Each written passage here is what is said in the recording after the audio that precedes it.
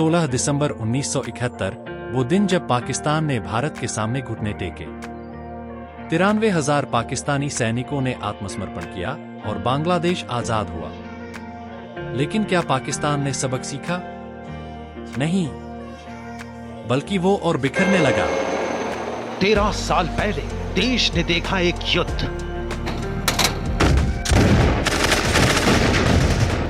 देखा युद्ध का शौर्य, हुई आंखें। इस युद्ध की वजह थी पाकिस्तानी सेना की नापाक साजिश। सर्दियों में भारतीय सेना के खाली पड़े बंकरों में पाकिस्तान ने कब्जा जमा लिया। पाकिस्तानी सैनिक घुसपैठियों की शक्ल में एलओसी पार कर भारतीय चोटियों में भारी और बड़े हथियारों के साथ बैठ गए। मकसद था 1971 के युद्ध में भारत के जीते गए हिस्से पर कब्जा करना, शिमला समझौते को तोड़ना। पर भारतीय जांबाजों ने बेहद मुश्किल लड़ाई लड़ी। ऑपरेशन विजय के तहत भारत ने पाकिस्तानी घुसपैठियों को खदेड़ दिया। पाकिस्तान को शर्मनाक हार मिली और दुनिया ने उसकी धोखाधड़ी को पहचान लिया। 14 फरवरी 2019 पुलवामा में एक आत्मघाती हमले में 40 सीआरपीएफ जवान शहीद हो गए। पाकिस्तानी आतंकवादी संगठन जैश ए मोहम्मद ने जिम्मेदारी ली। भारत ने जवाब दिया। बालाकोट में एयर स्ट्राइक हुई, आतंकवादियों के ठिकाने ध्वस्त हो गए। दुनिया ने भारत के साहस की सराहना की।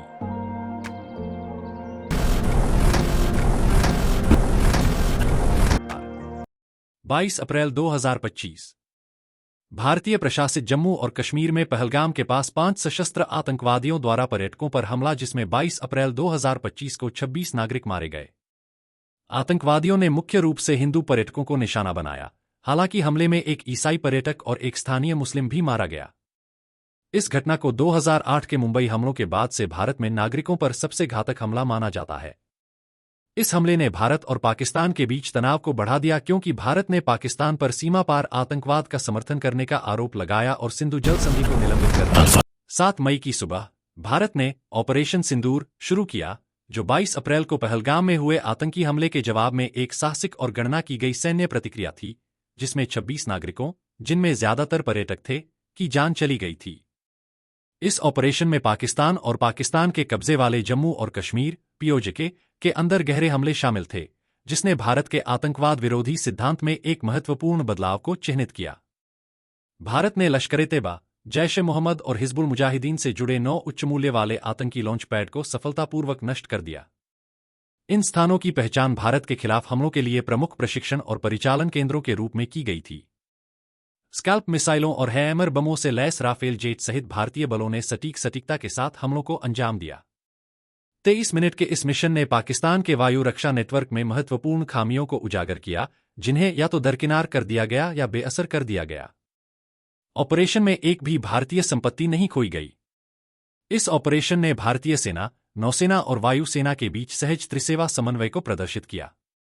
अरब सागर में भारतीय नौसेना की तैनाती ने पाकिस्तान की नौसेना की संपत्तियों को तट के पास ही सीमित रखा, जबकि हथियार अभ्यास ने समुद्र में पूरी तरह से तैयारियों को सुनिश्चित किया। विश्व स्तर पर इस ऑपरेशन ने एक कड़ा संदेश दिया। पिछले संघर्षों के विपरीत, जहां भारत से संयम बरतने का आग्रह किया गया था, इस बार दुनिया की प्रमुख शक्तियों ने बड़े पैमाने पर भारत के अपने नागरिकों और क्षेत्र की रक्षा करने के अधिकार के लिए समर्थन व्यक्त किया। ऑपरेशन सिंदूर ने कश्मीर के इर्द-गिर्द की कहानी को बदलने में भी मदद की। हमलों को द्विपक्षीय विवाद के चश्मे से नहीं देखा गया, बल्कि आतंकवाद के लिए एक वैध प्रतिक्रिया के हिस्से के रूप में देखा गया। पहली बार कश्मीर मुद्दे को आतंकवाद के खिलाफ कार्रवाई करने के भारत के अधिकार से प्रभावी रूप से अलग रखा गया। भारत का संदेश स्पष्ट था, आतंकवादियों को पनाह देने वाले अब सुरक्षित नहीं रहेंगे।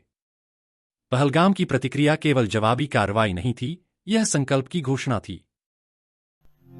ऑपरेशन सिंदूर ने आतंक के खिलाफ लड़ाई में एक नई लकीर खींच दी है।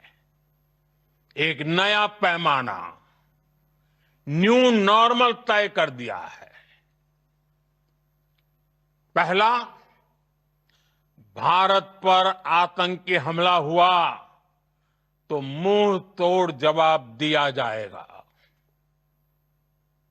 हम अपने तरीके से अपनी शर्तों पर जवाब देकर रहेंगे। हर उस जगह जाकर कठोर कार्रवाई करेंगे जहां से आतंक की जड़ें निकलती हैं। दूसरा, कोई भी न्यूक्लियर ब्लैकमेल भारत नहीं सहेगा। न्यूक्लियर ब्लैकमेल की आड़ में पनप रहे आतंकी ठिकानों पर भारत सटीक और निर्णायक प्रहार करेगा। तीसरा, हम आतंक की सरपरस्त सरकार और आतंक के आकाओं को अलग अलग नहीं देखेंगे। ऑपरेशन सिंदूर के दौरान दुनिया ने पाकिस्तान का वो घिनौना सच फिर देखा है, जब मारे गए आतंकियों को विदाई देने पाकिस्तानी सेना के बड़े बड़े अफसर उमड़ पड़े। स्टेट स्पॉन्सर्ड टेररिज्म का ये बहुत बड़ा सबूत है। हम भारत और अपने नागरिकों को किसी भी खतरे से बचाने के लिए लगातार निर्णायक कदम उठाते रहेंगे।